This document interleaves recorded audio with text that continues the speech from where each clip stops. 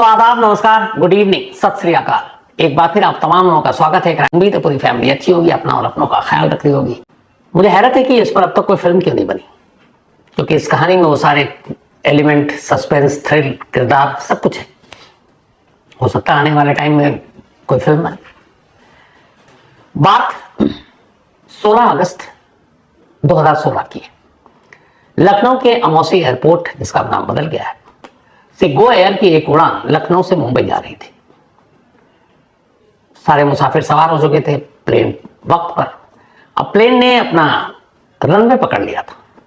अब रनवे पर plane speed पकड़ती है और उसके बाद टेक ऑफ होने वाला था। लेकिन अभी प्लेन गो एयर की ये जो रनवे पे पहुंची, तभी कुछ पुलिस वाले भागते हुए एयरपोर्ट पहुंचे और अचानक जो एयरपोर्ट मैनेजर, उनके पास एक फोन आया, लखनऊ पुलिस की STF, स्पेशल टास्क फोर्स का। उन्होंने कहा कि क्या ये गो एयर बल्कि मुंबई जाने वाली क्या उड़ान भर चुकी है? उन्होंने कहा नहीं, बस रनवे पे भरने वाली है। और वो लगभग रनवे पे चल चुकी है। उन्होंने कहा प्लीज आप अगर प्लेन को रोक सकते हैं तो रोक दीजिए, इमरजेंसी हालात थे। मैनेजर ने फौरन ATC यानी एयर ट्रैफिक कंट्रोल को इन्फॉर्म किया। ATC ने उस गो एयर के पायलट को इन्फॉर्म किया और प्लेन रनवे पर रुक गई। जैसे ही रनवे पर रुकी, इसके बाद कुछ पुलिस वाले फौरन भागे। वहां पे STF की टीम प्लेन के अंदर दाखिल हुई और उनमें से 2 मुसाफिरों को अपने साथ लेकर नीचे आए और फिर थैंक यू कहा एयरपोर्ट स्टाफ को और फिर कहा कि अब इस गो एयर को आप मुंबई जाने दीजिए। अब जो 2 लोग नीचे लाए गए थे, उनमें से एक का नाम था इमरान और एक का नाम था जितेश। इन दोनों से फिर STF ने लगातार पूछताछ की और जो पूछताछ की तो फिर किडनैपिंग की एक ऐसी कहानी आई सामने, जिसमें इस किडनैपिंग में शामिल हर शख्स अपने अपने फायदे के लिए अपने अपने हिसाब से एक साजिश बुन रहा था, एक दूसरे के खिलाफ। 4 लोग एक किडनैपिंग को अंजाम देते हैं और चारों उसी किडनैपिंग के दौरान साजिश भी बुन रहे हैं एक दूसरे के खिलाफ। जब STF को ये पूरी कहानी पता चली तो फिर सारी चीजें सामने आई। लेकिन उससे पहले कि आगे ये बताऊं, सवाल ये है कि STF ने एयरपोर्ट पर क्यों फोन किया और गो एयर को अचानक रोकने की नौबत क्यों आई? पहले ही क्यों नहीं इमरान और जितेश को पकड़ा गया? तो उसकी वजह थी। हुआ क्या था कि पुलिस ने आमतौर पर लोगों को मोबाइल और उसके लोकेशन से पकड़ती है। एक बैंक के अकाउंट पर अपनी नजर रखी हुई थी, एक खास बैंक और बैंक का अकाउंट, कि इसमें से कब पैसे निकलते हैं, क्या कोई ATM से इस बैंक से अकाउंट से पैसे निकालता है। और पुलिस वालों ने बैंक को भी बता रखा और उस ट्रांजैक्शन पर उनके ऊपर पूरी नजर थी। अचानक एक मैसेज आता है बैंक के मुलाजिम के पास कि अभी अभी इसमें से कुछ पैसे निकाले गए। वो फौरन STF को खबर करता है। STF वाले पूछते हैं कि ये विड्रॉल कहाँ से हुआ है। वो बताते हैं कि लखनऊ एयरपोर्ट से हुआ है और अभी कुछ देर पहले। अब जैसे ये पता चलता है तो पुलिस पता करती है कि इस वक्त लखनऊ एयरपोर्ट से कौन कौन सी प्लेन कहाँ जा रही है। तो पता चला कि बस एक मुंबई के लिए है और इसके बाद 2-2.5 घंटे बाद है दूसरी फ्लाइट अलग डेस्टिनेशन के लिए। तो फिर पुलिस पहुंचती है और इन 2 लोगों को उठाती है। अब इमरान और जितेश, इनका जुर्म क्या था? तो पूरी कहानी शुरू होती है कुछ महीने पहले से। 4 दोस्त थे, एक का नाम इमरान, एक का नाम जितेश, एक का नाम नीतू और एक का नाम संदीप। चारों अलग अलग, लेकिन इनमें से कॉमन एक चीज थी कि 3 इनमें से प्रयागराज यानी कि कल के इलाहाबाद के रहने वाले थे। जो इमरान था बॉडी बिल्डर टाइप था, फिल्मों में काम करना उसका सपना था और इसी सपने को पूरा करने के लिए वो मुंबई गया। वहां काम तो मिला नहीं, वो एक सिक्योरिटी एजेंसी के साथ बाउंसर बन गया ताकि बड़े बड़े स्टार के करीब हो, कोई डायरेक्टर की नजर पड़े तो फिल्म बन जाए। जो अलग अलग शूटिंग होती जहां स्टार आते उनकी सिक्योरिटी के लिए इमरान को लगाया जाने लगा। राम गोपाल वर्मा की एक फिल्म थी, फ्लोर पर बन रही थी, उसमें पहली बार इमरान को मौका मिला था। लेकिन वहां कई डायरेक्टर की नजर में आने की कोशिश की, काम बना नहीं, बोर हो गया, उसे लगा क्या है। तभी उसकी मुलाकात एक संदीप नाम के नौजवान से हुई। संदीप भी पता चला कि इलाहाबाद का था, उसका अपना रियल एस्टेट का बिजनेस था। लेकिन वो जिस कंपनी के लिए पहले काम करता था, उस कंपनी ने वो सारे पैसे लेकर भाग गई जो संदीप अपने दम पर लेकर आया था। तो तकाजा करने वाले संदीप के पीछे पड़ गए थे। जितेश भी इलाहाबाद का एक शख्स था जो जल्दी अमीर बनना चाहता था। नीतू भी यूपी की थी और वो एक ठग थी। वो बहुत सारे लोगों के पास जाती और कहती कि मैं विमेन कमीशन से हूँ, महिला आयोग से, और अलग अलग जो घरेलू डोमेस्टिक प्रॉब्लम होती है उसमें जाकर वो कि मुझे पता चला, और वो ये पता कर लेती थी कि पति पत्नी के बीच झगड़ा चल रहा है, डिवोर्स का मामला है, तो काउंसलिंग के नाम पे जाती और लोगों से पैसे भी वसूलती। अब नीतू ऐसी एक बार बस से आ रही थी और रास्ते में इमरान और जितेश और संदीप बैठे हुए थे। नीतू से मुलाकात हुई, संदीप की नीतू से दोस्ती हो गई। अब इन्हें लगा कि हम लोग अगर कुछ क्राइम करते हैं तो एक फीमेल होगी साथ में तो काम अच्छा हो जाएगा। इसके बाद अब नीतू को भी गैंग में शामिल किया। अब ये करते क्या कि यूपी के ऐसे लोगों को पकड़ते जिनके पास इन्हें पता है कि पैसे, और इनका ये था टारगेट कि हमें सुबह किसी को किडनैप करना है और शाम को उसको छोड़ देना उससे पैसे लेकर, और पैसे इतने नहीं मांगेंगे कि उसको देने में ही टाइम लगे।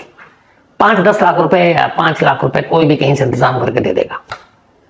तो इन्होंने ऐसे बहुत सारे लोगों को अलग अलग शहरों में उठाया, रखा, फोन करवाया और पैसे मंगाए और छोड़ दिया। कुछ ने कंप्लेंट की पुलिस में, कुछ ने नहीं की।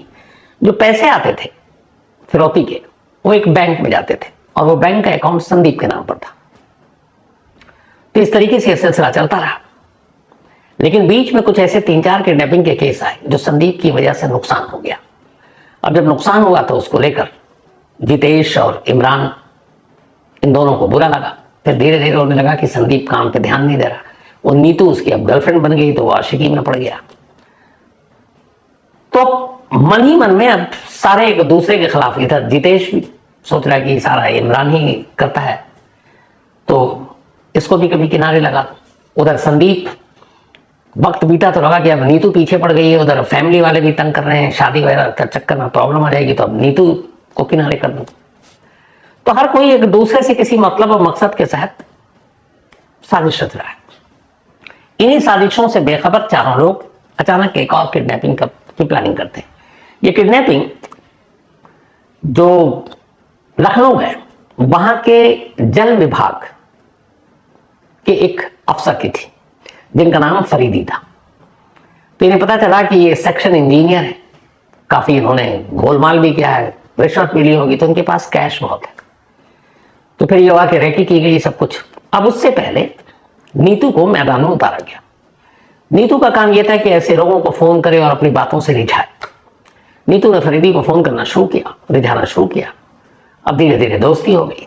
उसके बाद प्लान के तहत अगस्त 2016 में एक रोज नीतू ने कहा कि मैं लखनऊ में हूँ और इस वक्त हजरतगंज में हूँ, एक रेस्टोरेंट है वहां हूँ, तो आ जाइए साथ डिनर करते हैं। फरीदी साहब भी पिघल गए, पहुंच गए रेस्टोरेंट। वहां गए तो देखा नीतू के साथ 3 और लोग हैं, इमरान, जितेश और संदीप। पर उन्हें लगा दोस्त है। बाद में सबने खाना वाना खाया, उसके बाद उन्होंने कहा चलिए आपको ड्रॉप कर देते हैं। और संदीप की स्कॉर्पियो थी, उसमें उन्होंने बैठा लिया। बिठाने के बाद फिर हथियार के बलबूते पर कहा चुपचाप चलो तुम किडनैप हो गए, और उसको लेकर इलाहाबाद पहुंच गए। इलाहाबाद में इमरान के अपने कुछ और गुर्गे थे, उसके घर में ले जाकर फरीदी को बंद कर दिया। अब फरीदी से कहा 2 करोड़ रुपए दो तो तुम्हें छोड़ देंगे। फरीदी ने कहा भैया मेरे पास इतने पैसे हैं ही नहीं, मैं तो एक क्लर्क हूं जल विभाग में, आपको गलतफहमी हुई। उन्होंने कहा नहीं तुम सेक्शन इंजीनियर, बोला नहीं। और यही एक गलती थी जिसकी वजह से बहुत सारी चीजें हो गई। अब जब इन्होंने पता किया, फरीदी ने कहा किसी से पूछ लो मेरे डिपार्टमेंट में, उसने फोन में मिलाया तो इन्हें एहसास हुआ कि हाँ यार ये गलत इंफॉर्मेशन थी, गलत आदमी को उठा लिया। अब यहाँ पे फिर इन्हें गुस्सा आया संदीप पे और नीतू पे भी कि इन्होंने गलत दिया। नीतू ने बताया सेक्शन इंजीनियर है, जबकि ये तो बाबू निकला, क्लर्क निकला। लेकिन अब हाथ आ गया, चेहरा देख लिया, छोड़ू कैसे? तो उन्होंने कहा देखो आ तो गया, छोड़ूंगा नहीं, तुम अब काम करो 10 लाख रुपए दे दो तो छोड़ दूंगा। उन्होंने कहा 10 लाख भी बड़ी रकम है। किसी तरह फरीदी ने अपने एक दोस्त को फोन किया और कहा भाई 10 लाख दे दो, छोड़ देगा। 10 लाख का इंतजाम हो गया तो कहा गया कहाँ डाल, तो संदीप का अकाउंट नंबर दिया गया। संदीप के बैंक में 10 लाख रुपए पहुंच गए। जब 10 लाख पहुंच गए तो अब कायदे से ये था, जो गैंग के बाकी मेंबर थे संदीप और खासतौर पर नीतू, ये चाहते थे कि आप फरीदी को मार दो, इसलिए कि वो विटनेस बन चुका है और वो कल को पुलिस में जा सकता है। इस किडनैपिंग से ठीक पहले चारों बैठकर अलग अलग बात कर रहे हैं, 2-2, कभी संदीप और इमरान है, कभी संदीप और जितेश है, कभी जितेश और नीतू है, कभी नीतू और इमरान है, और ये सब बात कर रहे हैं। और ये था कि ये 2 करोड़ तो आ जाएंगे, हालांकि वो गलत जानकारी निकली। लेकिन इसी बातचीत के दौरान संदीप ने इमरान से कहा क्या इसमें फरीदी को तो मारना ही है, लेकिन अब नीतू मेरे लिए बोझ बन गई है, मेरी फैमिली तक को खबर पहुंच गई है, अब ये इश्क शादी वादी तो करूंगा नहीं, तो ये इसको रास्ते से हटाना है। तो एक काम करते हैं, फरीदी के साथ साथ तुम नीतू को भी ठिकाने लगा दो। सोचिए 4 लोग किडनैपिंग कर रहे हैं एक शख्स का, और गैंग के लोग आपस में एक दूसरे को मारने के भी प्लानिंग कर रहे हैं। तो संदीप ने कहा उसको मार दो। इमरान ने कहा ठीक। अब संदीप के बाद नीतू इमरान के पास आती है, कहती है कि चूंकि मैंने फरीदी से फोन पे बात की है इश्क मोहब्बत की फांसने के लिए ताकि यहाँ तक आ सके, और अब कल को ये मुझे तो अच्छे से जानता है क्योंकि मैंने इसको बड़ी लंबी लंबी फोन पे इससे बात करती थी रोमांटिक, तो मैं फंस जाऊंगी। तो एक काम करना है, इस बार पैसे लेकर, क्योंकि इन्होंने पहले पैसे लेकर छोड़ देते थे, तो उनका पैसे लेने के बाद फरीदी को जरूर मार देना वरना मैं मुश्किल में आ जाऊंगी। इमरान ने कहा ठीक। अब जितेश आता है इमरान के पास, और इमरान और जितेश बात कर रहे हैं। कहते हैं यार संदीप की वजह से बहुत सारे नुकसान हो चुके हैं और ये इसके प्यार में पड़ा हुआ है, अब ये लड़की को मारने की बात कर रहा है। इन लैला मजनू की कहानी में हम सबका भांडा फूट जाएगा और हम बर्बाद हो जाएंगे। और दूसरा ये कि अगर दोनों को ही निपटा दे तो जो पैसे हैं, क्योंकि अब तक ये 2 करोड़ सोच रहे, तो फिर 1-1 करोड़ हिस्से में आएगा। अभी 10 लाख वाली कहानी नहीं आई थी। तो जितेश भी तैयार हो गया।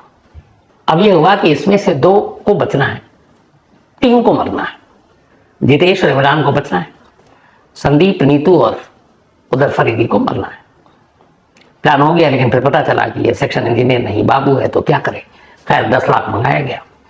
इस दौरान में जब 10 लाख आ गया तो एक इमरान मिलता है फरीदी से अकेले, उसी कमरे में, उसके कजन के कमरे में कैद करके रखा था। तो उसने कहा कि ठीक है देखो मैं तुम्हें छोड़ दूंगा और जुबान देता हूं, लेकिन पुलिस को मत बताना कुछ। उसने कहा ठीक, लेकिन उसे भरोसा नहीं था। अब पैसे जैसे ही बैंक में ट्रांसफर हुए संदीप के, जो फरीदी ने कराए थे, संदीप के मोबाइल पर मैसेज आ गया कि 10 लाख रुपए क्रेडिट जो बैंक से आता है। तब उसने बताया अपने साथियों की भाई पैसे पहुंच गए, अब मार दो इसको। चारों किडनैपर कमरे में, फरीदी बंधा हुआ कुर्सी पर है। इमरान निकालता है पिस्टल, और पिस्टल निकालने के बाद उधर नीतू भी कहती है इसे मार दो, इसको छोड़ना नहीं है। इमरान पिस्टल निकालता है, फरीदी की तरफ करता है। इस तरफ नीतू खड़ी है, इस तरफ संदीप है, इधर जितेश है। घबराकर फरीदी अपनी आंखें बंद कर लेता है क्योंकि इसके हाथ पैर बंद है और उसे लगा, वो ऊपर वाले को अब याद करता है कि बस मेरी जिंदगी खत्म। जैसे ही वो गन उसकी सर की तरफ तानता है, फरीदी की आंखें बंद, आंख खुलती है तब जब उसे एक गन शॉट की आवाज सुनाई देती है। जब आंख खुलती है तो देखता है कि सामने उसके नीतू पड़ी हुई और सर से खून निकल रहा है। पिस्टल तानी थी इमरान ने फरीदी की तरफ, लेकिन गोली मारी नीतू को। अब जैसे ही मारी तो इधर संदीप, पहले तो चूंकि उसने कहा भी था, लेकिन जब गोली चल गई अभी तो वो घबरा गया। तो संदीप ने कहा कि अब फरीदी को ही मारना है, इसको छोड़ना नहीं, क्योंकि इसके सामने हमने मर्डर भी कर दिया। उसने कहा ठीक है। उसने कहा अच्छा पहले इसको खोलो। अब फरीदी को खोला, और फरीदी को खोलते ही अब गन पॉइंट पे संदीप को बिठा दिया कुर्सी पर, और इसके बाद उसने संदीप को ही गोली मारी। फरीदी पहला कत्ल तो आंखों से देख चुका था, दूसरा गोली मारते हुए उसने संदीप को नहीं देखा, लेकिन वो लगभग बेहोशी की हालत में था। तो उसने उसे 3000 रुपए दिए इमरान ने फरीदी को, और कहा ये पैसे लो, और अगर आज कल कभी भी पुलिस, तो तुम्हें किडनैप हो गया तो पर पूछेगी, पर कभी पुलिस को कहानी मत बताना हमारी ये सारी कमरे की, अगर तुमने बताई तो तुम्हें ढूंढ के मारेंगे। वो बदहवास भागा। फरीदी ने अगले कई घंटों तक पुलिस को खबर ही नहीं की कि उसके सामने कत्ल हुआ। उसके बाद इन दोनों लाशों को जितेश और उसने चेहरा इनका कुचल दिया और ले जाकर इलाहाबाद के अलग अलग इलाकों में फेंक दिया ताकि पहचान भी नहीं आए। फेंकने से पहले उन्होंने संदीप का एटीएम कार्ड, उसकी बाकी चीजें ले ली, और दोनों अब इलाहाबाद से लखनऊ के लिए निकल गए गाड़ी पे। उधर वो लखनऊ पहुंचते ही इलाहाबाद 2 लाशों की पुलिस को खबर मिलती है। पुलिस तफ्तीश करती है तो फिर पुलिस को इनका बारे में पता चल जाता है कि इनमें से एक संदीप है, एक नीतू है, क्योंकि कुछ ऐसी मोबाइल फोन और बाकी चीजें थी जिनकी वजह से उनका सब कुछ पता चल गया। अब जब पुलिस को पता चला तो फिर पुलिस बाकी जो 2 लोग जिनका घर था, जिनके यहाँ फरीदी को रखा गया था, उनको उठाया। जब उनको उठाया तो फिर चारों नाम सामने आ गए कि इमरान भी है, जितेश भी है। पूछा गया वो दोनों कहाँ, पता चला वो तो निकल गए। कहाँ गए किसी को बताया नहीं। अब पुलिस के पास कोई ऑप्शन नहीं, क्या करे। फिर इसमें लगाया गया एसटीएफ की टीम को। एसटीएफ की टीम ने अब सारे कॉल डिटेल निकालने का, लेकिन कोई फोन वहां पे था ही नहीं। तो फोन से पता ही नहीं चले, उन्होंने फोन यूज ही नहीं किया भागने में। तो इसी दौरान में अब थोड़ी देर के बाद ये जब थोड़े नॉर्मल हुए तो फरीदी ने पुलिस को बताया कि कमरे में ऐसे गोली चली, ये मारा गया, और मैंने पैसे डलवाए थे और वो पैसे एक अकाउंट में डाले थे। पुलिस ने उस अकाउंट का डिटेल लिया। जब अकाउंट का डिटेल लिया तो पता चला कि ये संदीप नाम के शख्स के नाम पर अकाउंट चला। अब पता चला कि वो मैसेज की बात बता दी थी फरीदी ने कि मैसेज आया था मुझे मतलब छोड़ा या मारा। अब एसटीएफ की टीम ने कहा मोबाइल तो है नहीं, एक काम करते हैं इसके अकाउंट पे अगर पैसे गएंगे 10 लाख रुपए तो ये पक्का विड्रॉल होगा।